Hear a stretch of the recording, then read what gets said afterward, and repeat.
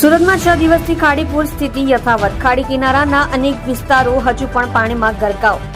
પર્વતગામ વિસ્તાર છેલ્લા 6 દિવસથી પાણીમાં ગરકાવ. લિંબાયત, પરતપાટિયા, ડુંભાલ, પરતપાટિયાથી ગોડાદરા રોડ સહિતનો વિસ્તારમાં હજુ પણ ઘૂંટણથી છાતી સુધીના પાણી ભરાયા.